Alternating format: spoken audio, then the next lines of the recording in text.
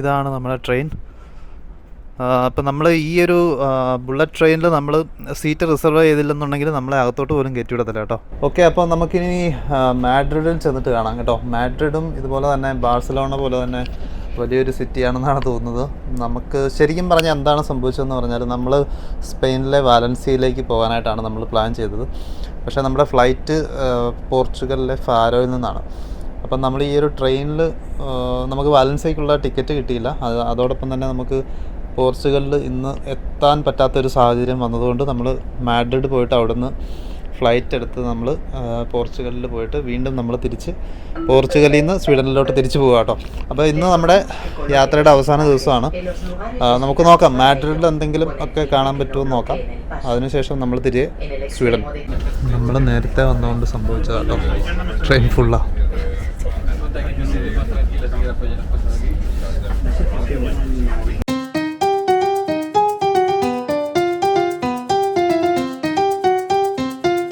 നമ്മളിപ്പോൾ ഉള്ളത് സ്പെയിനിൻ്റെ ക്യാപിറ്റലായിട്ടുള്ള മാഡ്രിഡിലാണ്. ശരിക്കും പറഞ്ഞാൽ ഇതൊരു റെയിൽവേ സ്റ്റേഷനാണ്. പക്ഷേ ഒരു എയർപോർട്ടിൽ വന്ന പ്രതീതിയാണ്. ഇവിടെയും നമുക്ക് ട്രാവൽ കാർഡ് വേണം കേട്ടോ. അപ്പം ഈ മെട്രോ സ്റ്റേഷൻ്റെ ഇവിടെയാണ് ട്രാവൽ കാർഡ് പർച്ചേസ് ചെയ്യുന്നത്. ഇവിടെ സോൺ എ 10 യൂറോ കൊടുത്താൽ കിട്ടും. സോൺ എ എയർപോർട്ട് ഇൻക്ലൂഡഡ് ആണ്.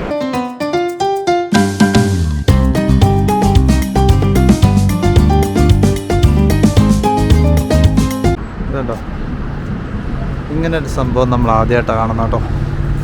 അതായത് ഒരു ബിൽഡിങ്ങിൻ്റെ വോളിൽ ഫുള്ള് പ്ലാന്റ് വെച്ച് പിടിപ്പിച്ചിരിക്കുന്നു.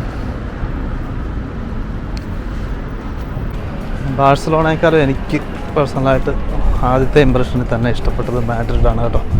കുറച്ചുകൂടെ പുരാതനമാണ്, സൈലൻ്റാണ്, ബഹളങ്ങൾ കുറവാണ് കേട്ടോ. നമ്മുടെ യാത്രയുടെ ലാസ്റ്റ് ഘട്ടമായതുകൊണ്ട് തന്നെ അധികം ധൃതിയൊന്നുമില്ല. ഭയങ്കര കാം ആൻഡ് ക്വയറ്റായിട്ട് നമ്മൾ ലഞ്ച് കഴിക്കാനൊരു റെസ്റ്റോറൻറ്റിൽ പോവുകയാണ്. ഇവിടെ നമ്മളെടുത്ത 1 ഡേ ട്രാവൽ കാർഡ് ആദ്യത്തെ ബസ്സിൽ തന്നെ വർക്കായില്ല കേട്ടോ. ബസ്സിൽ നിന്ന് ഇറക്കി വിട്ടാലും നടക്കാമെന്ന് വിചാരിച്ചു. അധികം ദൂരമില്ല. ആദ്യത്തെ റെസ്റ്റോറൻറ്റ് നമ്മളീ കാണുന്ന സ്ഥലം, നമ്മളിപ്പം വന്നിറങ്ങിയ മെയിൻ സ്റ്റേഷനിൽ നിന്ന് 1 കിലോമീറ്റർ റേഡിയസിനകത്താണ് കേട്ടോ. ഇതുപോലെ ശാന്തമായിട്ടുള്ളൊരു സ്ഥലം നമുക്ക് ബാഴ്സലോണയിൽ കാണാൻ പറ്റിയിട്ടില്ല. ജനം നല്ലൊരു ഓൾഡ് ടൗൺ എന്ന് വേണമെങ്കിൽ പറയാം. കഴിഞ്ഞ 2 ദിവസങ്ങളിലും 11:30 ലഞ്ച് കഴിച്ചത് കൊണ്ടായിരിക്കാം ഇപ്പോഴത്തെ 3:30 ആയിട്ടുണ്ട്. നല്ല വിശപ്പ് കേട്ടോ. ഇതാണ് നമ്മൾ തപ്പി വന്ന റെസ്റ്റോറൻറ്റ് കേട്ടോ. എനിക്ക് തോന്നുന്നു സ്റ്റീക്സ് ആൻഡ് ബർഗറാണ്. ഇനിയിപ്പോൾ ഇന്ത്യൻ ഫുഡ് നമ്മൾ വീട്ടിൽ ചെന്നിട്ടേ കഴിക്കുന്നുള്ളൂ.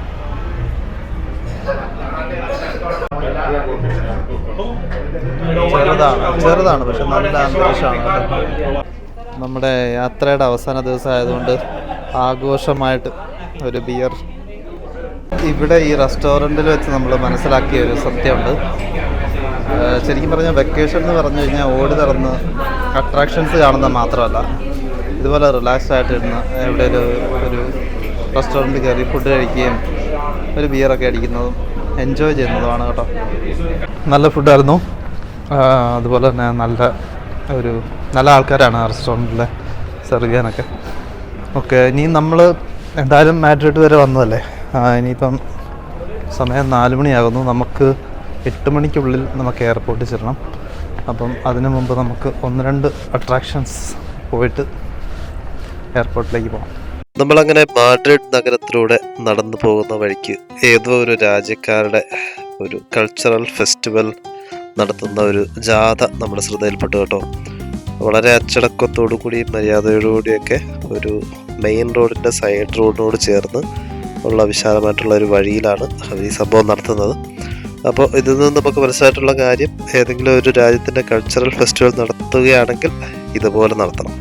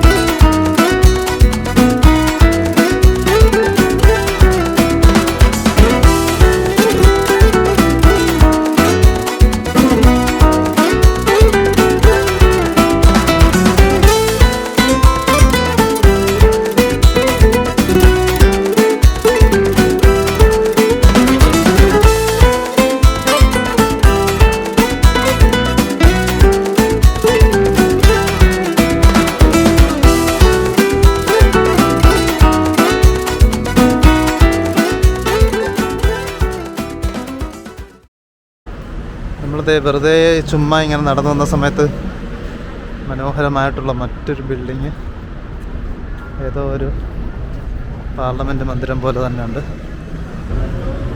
ഇവിടെ നല്ല അന്യായ വ്യൂ.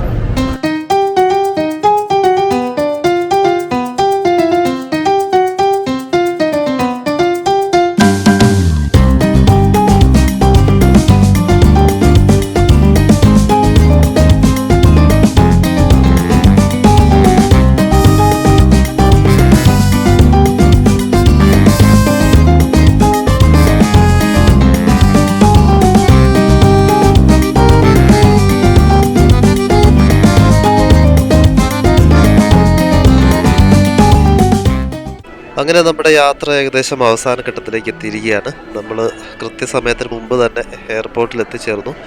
അവിടെ നിന്ന് നമുക്ക് പോർച്ചുഗലിലേക്കുള്ള ഫ്ലൈറ്റിനായിട്ടുള്ള കാത്തിരിപ്പാണ് ഇനിയും. എയർപോർട്ടിൽ താരതമ്യേന നല്ല തിരക്കുണ്ടായിരുന്നു. ആൾക്കാരൊക്കെ തറയിലൊക്കെ ഇരുന്ന് വെയിറ്റ് ചെയ്യുന്നുണ്ടായിരുന്നു. പോർച്ചുഗലിൽ നിന്നും സ്വീഡനിലേക്കുള്ള അടുത്ത ഫ്ലൈറ്റ് പുലർച്ചെയാണുള്ളത്.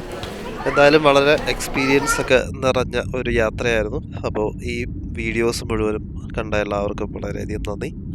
അടുത്ത മറ്റൊരു യാത്രയിൽ നിങ്ങളോടൊപ്പം വീണ്ടും യാത്ര ചെയ്യാമെന്ന പ്രതീക്ഷയിൽ നിർത്തുന്നു. അടുത്ത ഭാഗത്തിൽ വീണ്ടും കാണുന്നത് വരെ ഗുഡ് ബൈ.